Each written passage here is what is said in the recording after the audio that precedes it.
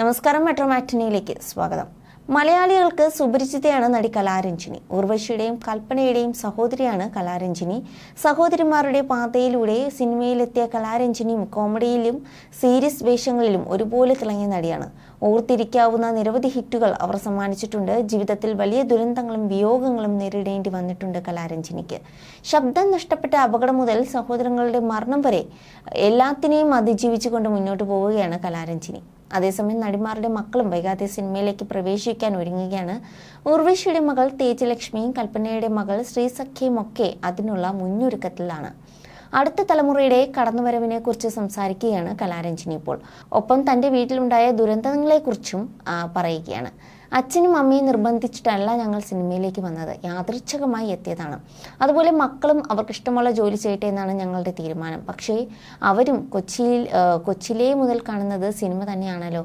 ഈ ചോറ് കഴിച്ചിട്ടാണല്ലോ അവരും വളർന്നത്. അതുകൊണ്ടാവാം അവരുടെ രക്തത്തിലും സിനിമ തന്നെയാണ്. എൻ്റെ മോൾ അമ്പൂറ്റി ഉജ്ജ്വൽ, കൽപ്പനയുടെ മകൾ ശ്രീസഖ്യ, അനിയൻ്റെ മോൻ നിതിൻ പ്രിൻസ്, ഉർവശിയുടെ മകൾ തേജലക്ഷ്മി എന്നിങ്ങനെ 4 പിള്ളേരോടും 10ാം ക്ലാസ് കഴിഞ്ഞപ്പോൾ എന്താണ് പഠിക്കേണ്ടതെന്ന് ചോദിച്ചു. 4 പേരും പറഞ്ഞത് വിഷ്വൽ കമ്മ്യൂണിക്കേഷൻ എന്നാണ്. ഉർവശിയുടെ ഇളയ മകൻ ഇഷ്വാൽ പ്രജാപതി 4ാം ക്ലാസ്സിൽ പഠിക്കുകയാണ്.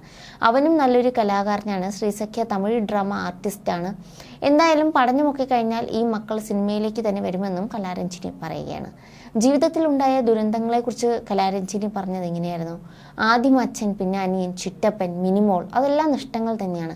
മിനിമോളുടെ മരണം എല്ലാവരുടെയും നഷ്ടമാണ്. അവളുടെ കഴിവിനനുസരിച്ചുള്ള അംഗീകാരങ്ങൾ കിട്ടിയിട്ടില്ലെങ്കിലും അവൾക്ക് പകരം വയ്ക്കാൻ വേറെ ആരുമില്ല. നഷ്ടങ്ങൾ നമുക്കൊരിക്കലും മറക്കാൻ പറ്റില്ല. അപ്പോഴേക്ക് സഹപ്രവർത്തകർ ഞങ്ങളെ ചേർത്ത് പിടിച്ചു. അതൊരു ആശ്വാസമായിരുന്നു. കൊച്ചി രാജാവിൽ അഭിനയിച്ചു കൊണ്ടിരിക്കുമ്പോഴാണ് ഞങ്ങളുടെ ചിറ്റപ്പൻ ഗുരുതരാവസ്ഥയിൽ ആശുപത്രിയിലാകുന്നത്. ഇത് കേട്ട ഉടനെ ദിലീപും മുരളിച്ചേട്ടനും സഹകരിച്ച് ഞാൻ അഭിനയിക്കാനുള്ള സീനുകളെല്ലാം വേഗം തീർത്തു തന്നു. പോവാൻ ഇറങ്ങുമ്പോൾ എൻ്റെ പ്രതിഫലം മുഴുവനുമായി ദിലീപ് വാങ്ങി തന്നു. എന്നിട്ട് പറഞ്ഞു, ചേച്ചി വേറൊന്നും ഇപ്പോൾ നോക്കണ്ട, ആദ്യം ആശുപത്രിയിലെ കാര്യം നോക്കൂ എന്നാണ്. അനിയൻ പ്രിൻസ് മരിച്ചപ്പോൾ ലാലേട്ടൻ്റെ അമ്മ പറഞ്ഞു, മക്കളെ എൻ്റെ വീട്ടിലും മരണം നടന്നതല്ലേ, എന്നിട്ടും ഞാൻ പിടിച്ചു നിന്നു. ഇതൊക്കെ മറക്കാനുള്ള ധൈര്യം ദൈവം തരും. ഓരോ ദുരന്തത്തിലും ശ്രീകുമാരൻ തമ്പി സാറിൻ്റെ കുടുംബവും ഞങ്ങളുടെ കൂടെ തന്നെ ഉണ്ടായിരുന്നു എന്നുമായിരുന്നു കലാരഞ്ജിനി തുറന്നു പറഞ്ഞതും.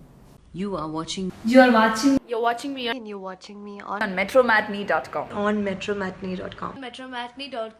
metromatney.com. Subscribe for more videos. Subscribe for more videos. Subscribe here for more videos. Subscribe now. Thank you.